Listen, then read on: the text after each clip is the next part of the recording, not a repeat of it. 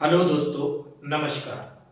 पिछली वीडियो में हमने आपको हिंदी व्याकरण में उपवाक्य के बारे में बताया था। आज हम आपको हिंदी व्याकरण में विराम चिन्हों के बारे में बताएंगे, अर्थात हिंदी में किन किन चिन्हों का प्रयोग किया जाता है उसके बारे में आज इस वीडियो में हम बात करेंगे। तो आइए देखते हैं। हिंदी में कुछ मुख्य विराम चिन्ह होते हैं जिनके नाम हमने ऊपर लिखे हुए हैं, जैसे कि पूर्ण विराम, अर्ध विराम, अल्प विराम, प्रश्नवाचक, विस्मयादिबोधक, उद्धरण चिन्ह, योजन, निर्देशक, कोष्टक, हंसपद या त्रुटि बोधक, रेखांकन, लाघव एंड लोप चिन्ह। ये कुछ मुख्य चिन्ह हैं जिनका हिंदी में प्रयोग किया जाता है। आइए अब हम इनको विस्तार से समझते हैं। तो पहला जो है वो है आपका पूर्ण विराम चिन्ह। पूर्ण विराम चिन्ह हिंदी में सबसे ज्यादा इस्तेमाल किया जाता है, अर्थात सबसे ज्यादा प्रयोग इस पूर्ण विराम चिन्ह का किया जाता है। अब ये होता कहां है और कब लगता है इसके बारे में समझते हैं। हिंदी में पूर्ण विराम चिन्ह का प्रयोग सबसे अधिक होता है और यह चिन्ह हिंदी का प्राचीनतम विराम चिन्ह है। इस चिन्ह का प्रयोग प्रश्नवाचक और विस्मयादिबोधक वाक्यों को छोड़कर प्रत्येक वाक्य में इस चिन्ह का इस्तेमाल किया जाता है, अर्थात प्रयोग किया जाता है। दोहा चौपाई श्लोक की पहली पंक्ति के अंत में एक पूर्ण विराम होता है और दूसरी पंक्ति के अंत में दो पूर्ण विराम चिन्ह होते हैं। जैसे रहीमन पानी राखिए बिन पानी सब सून, एक पूर्ण विराम चिन्ह होगा यानी एक डंडा होगा, और दूसरी लाइन जो है पानी गए ना उबरे मोती मानस चुन, यहां पर दो पूर्ण विराम होंगे। कहने का मतलब है कि पूर्ण विराम चिन्ह का इस्तेमाल बहुत ज्यादा जो है हिंदी में होता है और कभी कभी किसी व्यक्ति या वस्तु का सजीव वर्णन करते समय वाक्यांशों के अंत में भी पूर्ण विराम चिन्ह का प्रयोग किया जाता है। जैसे कि वह राम सिंह आ रहा है, यहां पर भी पूर्ण विराम का इस्तेमाल होगा।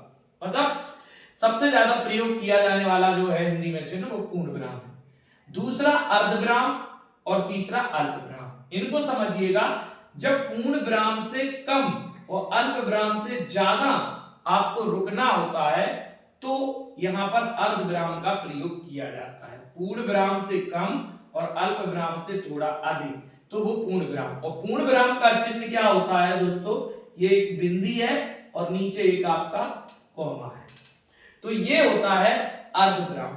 और इसका इस्तेमाल कहां किया जाता है, जहां अपूर्ण विराम की अपेक्षा कम देर और अल्प विराम की अपेक्षा अधिक देर तक रुकना होता है, वहां पर अर्धविराम का प्रयोग किया जाता है।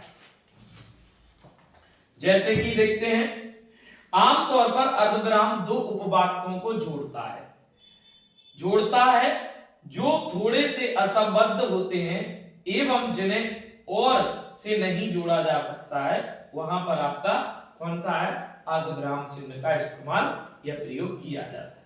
दूसरा अल्प विराम, जब हमें अर्धविराम से थोड़ा कम समय के लिए रुकना होता है तो वहां पर अल्प विराम का प्रयोग किया जाता है।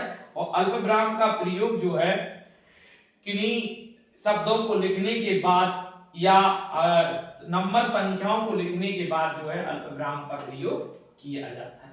अगला है प्रश्नवाचक चिन्ह। जब वाक्य के अंदर प्रश्नवाचक जो है शब्द होते हैं, जैसे कौन, क्या, क्यों, कहां, तो इस वाक्य के अंत में ये प्रश्नवाचक चिन्ह लगा होता है। पांचवा है विस्मयादिबोधक चिन्ह।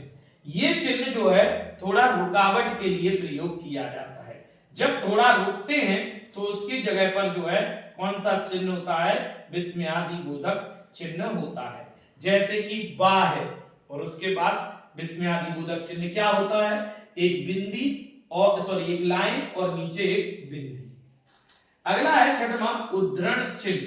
देखिए उद्धरण चिन्ह दो प्रकार के होते हैं, डबल उद्धरण चिन्ह और सिंगल उद्धरण चिन्ह। डबल उद्धरण चिन्ह तब लगता है जब हमें किसी की बात को किसी पैराग्राफ या अनुच्छेद के अंदर लिखना होता है या कोई परिभाषा उसकी लिखनी होती है तो डबल इन्वर्टेड कॉमा का प्रयोग करते हैं।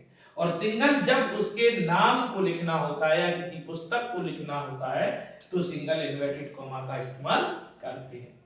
इसके बाद योजक या योजन चिन्ह, दो समान शब्दों के बीच में जो है योजक चिन्ह होता है, जैसे माता पिता, तो माता और पिता के बीच में भी कौन सा चिन्ह होगा दोस्तों? योजक चिन्ह होगा। निर्देशक, ये योजक से थोड़ा बड़ा होता है। निर्देशक चिन्ह जो है वो योजक से थोड़ा बड़ा होता है और इसका प्रयोग निम्नलिखित स्थितियों में किया जाता है। जैसे संवाद को लिखते समय, संवाद जैसे रमेश, और रमेश के बाद थोड़ा सा चिन्ह जो है योजक की तरह बड़ा होगा, तो रमेश तुम कहाँ रहते हो? तो मोहन मैं नेहरू नगर में रहता हूं। तो ये जब है किसी संवाद को या किसी दो लोगों के बीच में बात चल रही हो तो उनके नाम के बाद जो है निर्देशक या बड़ा डैश का इस्तेमाल किया जाता है। कोष्टक आप जानते ही हैं, कोष्टक का इस्तेमाल जो है भीतर मुक्ता सामग्री को रखते यानी किसी मुख्य बात को रखने के लिए उसके अंदर कोष्टक का इस्तेमाल किया जाता है। हंसपद या त्रुटि बोधक, जब हिंदी में कोई मिस्टेक वाक्य छूट जाता है गलती से तो उसमें उसकी जगह पर हम ये त्रुटि बोधक चिन्ह लगाकर और उसका जो है जो भी वाक्य छूटा है, शब्द छूटा है, उसको वहां पर लिख दिया जाता है। 11वां है रेखांकन चिन्ह। रेखांकन, जब किसी वाक्य को या किसी लाइन को अंडरलाइन करते हैं तो उसे रेखांकन चिन्ह कहते हैं। इसके बाद है लाघव चिन्ह। लाघव, जब किसी बात को शॉर्ट में लिखना हो, किसी शब्द को संक्षेप में लिखना होता है तो उसके पीछे लाघव चिन्ह लगाते हैं। जैसे कि डॉक्टर, तो देखिए डॉक्टर इस तरीके से लिख देते हैं और इसको हम क्या पढ़ते हैं? डॉक्टर पढ़ते हैं। तो ये संक्षेप करने के लिए यानी शब्द को छोटा करने के लिए इस चिन्ह का इस्तेमाल किया जाता है। और लोक चिन्ह, जब हम किसी बात को कुछ आगे लिखकर और लगातार लिखना होता है तो उसको डैश करके आगे लिखते हैं। जैसे नंबर भी देख लीजिएगा, 1 2 3 डैश, मान लीजिए हमको 100 तक लिखना है तो लास्ट में हम डैश करके 100 लिख देते हैं।